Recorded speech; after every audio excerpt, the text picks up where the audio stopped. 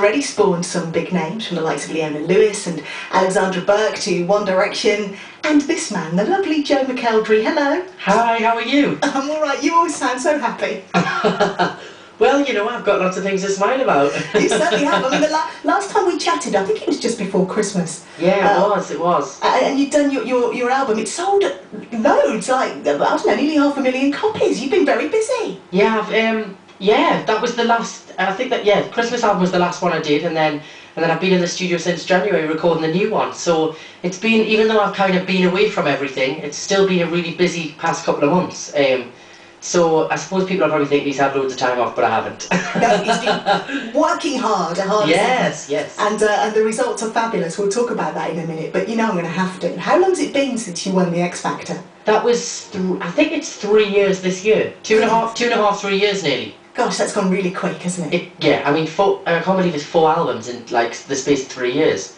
4 albums down the line, it's pretty crazy. Yeah, I'll say. I have to say, did you watch any of the first episode on Saturday night? I've seen a tiny bit. I was getting ready to go out, so I watched the first like 20 minutes, and the only one good person I've seen was the girl who wrote her own song. She was great. Oh, she was brilliant, wasn't she? Yeah, she was really good. But then there are those people, you know, and I'm not asking for your opinion on this because I don't want to, you know, put you on the spot or anything, but I don't know. I just think some of the people who get through are not very good at all, and they've gone through a couple of rounds to get there, and so when they arrive on the stage they're a bit deluded, only to be shot down in flames. Just put me right, how many auditions do you go through until you actually get on the telly? It's three auditions. Yeah. It's three, like, they're not really auditions. I suppose it's like a filter to see what because obviously you couldn't walk out there without the producers having some sense of what was going to happen, because I mean, it would just be car crash, you know. So you go and do the first audition in front of like a producer, and the second one's like a research chat to see where your background is, so that they can obviously, when they're interviewing you, they know what they need to ask you and talk about. And then obviously the third one's the judges. Well, what's funny about that, you say, you know, it would be a car crash, and for some people it really is. So I think the producers must be asleep, or it makes good telly for them. I think it's probably the latter. Yeah. Anyway, your experience, a very positive one. How has your life changed since X Factor? I mean, you know, I suppose it's changed professionally, but I've tried to keep it as normal as possible, you know, privately, you know, and I try and surround myself with a lot of people that just kind of treat me for who I am and nothing else.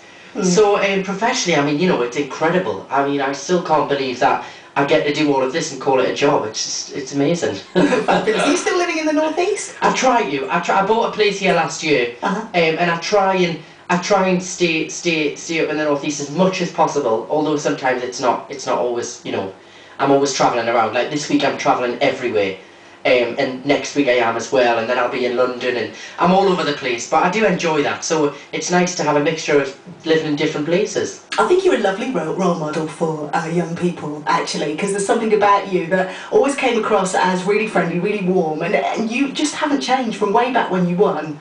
To right now. Your feet are still on the ground, which is smashing. And because you had other successes, you went on to win pop star to opera star, didn't you? Yeah. That was about this time last year, I think, end of July, August time.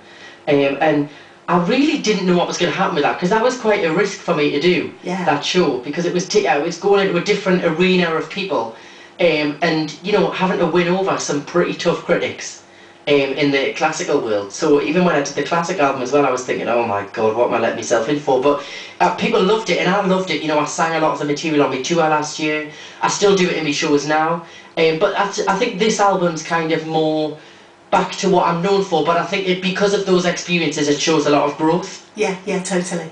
And very quickly as well, which is kind of what's most important really for you, because you've progressed very quickly. Just looking at the new album, I'd like to talk about that, because it seems you've grown as an artist, because you're writing a lot of stuff, aren't you? Yeah, the first single, Here's What I Believe, is one I've co-wrote with Marcella Schroit from Shakespeare Sisters, and also Gav from Uncle, the band Uncle. So it was really cool, credible people for me to go into a room and work with when I hadn't been songwriting before. It was quite scary.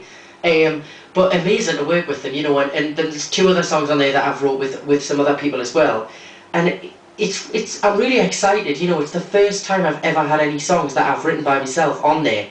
So, although it's exciting, it's quite scary as well, because obviously I want people to like them. Oh, they will. There's no doubt. Well, let's talk about it a bit some more, because the fourth studio album is called Here's What I Believe, and it's out on the 10th of September. And the title track, as you say, you've done with Marcella Detroit. Tell us a bit about the track. What's it about? The song is about. It started off, we were having a conversation in the room. I was at a writing camp in London. And I'd been writing with loads of other writers, and then I went in with Marcella and Gav, and we went in and we were just kind of having a conversation about, and at that period of time loads of my friends had been telling us, you know, and I've experienced it as well, when people cheat on you, and we were having a conversation about it, and I was like, I just wish people would just tell the truth. Yes, I'm with you. Not tell lies, you know, because it just creates this false sense of, you know, and it doesn't even have to be in a relationship. I just wish people would just say the truth. Yeah. Instead of wrapping things up, and you know, it saves so much time. Just, you don't have to be horrible about it, but just tell the truth in an honest way. And then it kind of came about, like, we were like, and then Marcella was like, well, here's what I believe, and she was like, tell them what she said, and we were like, that's got to be the song title. Oh. And then we kind of worked from then, and I was kind of saying, you know, I was writing all these things down, I'm tired of hanging on to all the games you play, laying out your cards, like using metaphors for like laying out your cards for everyone to see. So that's how it came about. It was just a conversation, and we purely just started writing it down. It's actually, it came very naturally, which is always the great thing about when you get a song like that. Brilliant, I love it. And anyway, how could anybody ever possibly feel they want to cheat on you? Well, oh, you're too lovely. But I'm with you. I don't know what we're doing with infidelity. If you've had enough, just say it, you know? Yeah, exactly. You know, it might hurt the person at first, but it hurts more, I think, to know you've been cheated on. Oh, definitely. Yeah, I've been there. It's not nice, is it? Not nice at all. Well, okay. This song's dedicated to all them cheaters out there. Well, we'll play it now. It's called Here's What I Believe. We'll chat some more after. This is Jo McElderry.